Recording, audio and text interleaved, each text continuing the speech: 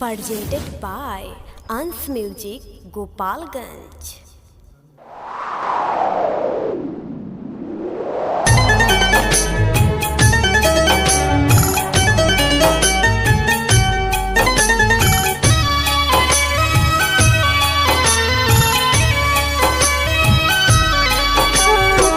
Mix Pulvi Recording Studio, Machia. दिलवा के भीतरे हमारा भइल बिया कैदरे,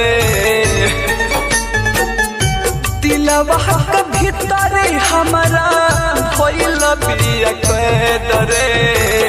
कसहु निकलवा हर माई बोलाई के बैदरे, दिल से निकलवा हर माई बोलाई के बैदरे।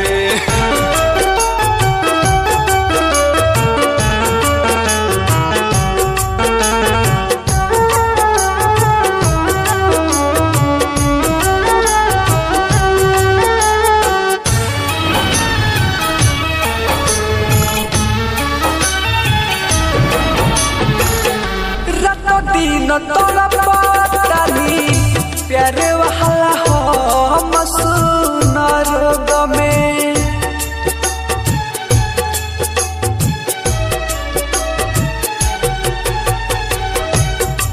दिन तोरा पतानी प्यारे वाला हो मसूनर गमे। लगता रे जान जाई माई सुनु जो आवे लागे पर जवाद छेदरे, यद जो आवे लागे पर जवाद छेदरे। कसहु निकलवा हर माई बोलाई के बैदरे, दिल से निकलवा हर माई बोलाई के बैदरे।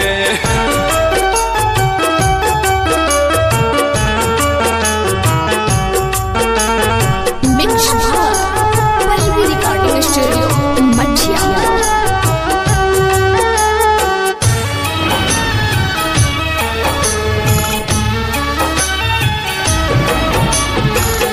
अमर जितिय अकेला जिंदा बन के जिया लाश हो,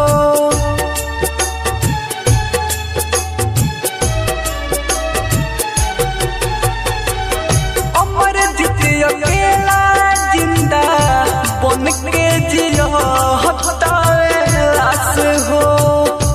परमुध के जैसे जिंदगी हमरो हो जाई लागे नाश हो।